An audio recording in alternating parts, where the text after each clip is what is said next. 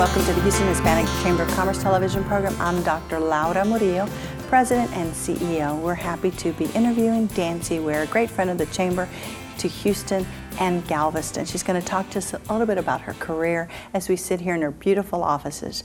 Danci, great to be here with you. Oh, it's always a pleasure to not only see you, but to be with you. Absolutely. What a delight to be in your offices here at the Post Oak, just phenomenally beautiful, and just to see so many of your accomplishments and your projects that you have lined throughout these walls.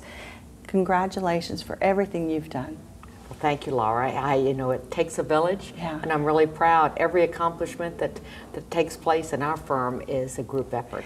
We have a team of 21 women, Wow. and I'm a strong believer in supporting bright women. Well, and that's interesting. At the Chamber, we are a team of 7, all women. We've had men in different capacities. Currently, we're a team of the Magnificent 7, and you're absolutely right. It takes a whole team. So let's talk about how you got started in this, but I want to back up into what is Galveston, which has been such a big part of your life. Oh, Galveston's so important. Yeah. In fact, so much that I learned as a child growing up in Galveston.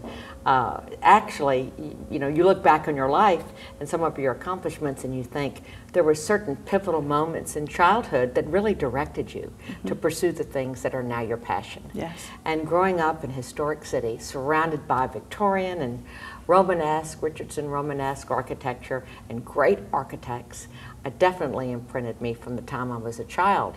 And I have pursued a career in public relations and marketing, but throughout my career, architecture and design has been sort of a point of light. Yeah, and as you were growing up as a child, what were you like? Were you always the same person you are today? Did you have particular I think my mother, interests? who turned 91 last week, would Yeah. agree. Yes. I was always a little bit different, marched to a different beat.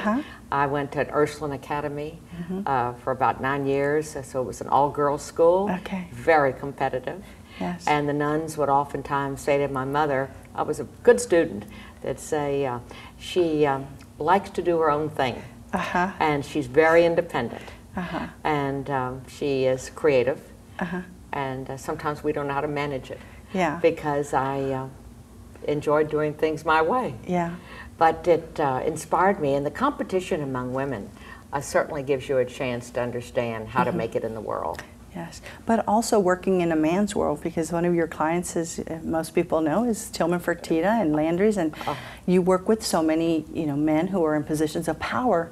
How have you translated well, that's kind of all interesting that you have focused on that, because I've thought about that from time to time. Yeah. I've had the privilege of working with some really remarkable men. Yes. My firm was founded with the encouragement of a client and a mentor, George Mitchell, along with his wife, Cynthia. Yes. And that was back in the 80s. And they saw a spark of creativity and felt like I had what it would take to build a business. Yes. And indeed, I encouraged, sure took have. that encouragement and went forward. And then, of course, working with wonderful developers, probably most of the significant developers in the city, Yes. we've had a hand in working with at some time. And then, of course, working with so many of the fine performing arts groups. Of course. Both visual and performing arts has always been a personal passion. Doesn't mean that we don't interface with women, but for the past 20 years, it seems that usually the CEO corner office was occupied by men. But you've that been is able changing. to, it is, but you've been able to navigate through that and compete, as you say, and be at the forefront of public relations in this And city. I think that men who are that accomplished respect a woman with opinions, Yes. and who is confident, Yes. and who doesn't try to say she knows something about everything, Okay. but focuses on what she does know, and so that she can share that and perhaps offer some advice and guidance from time to time to these super successful folks. Absolutely.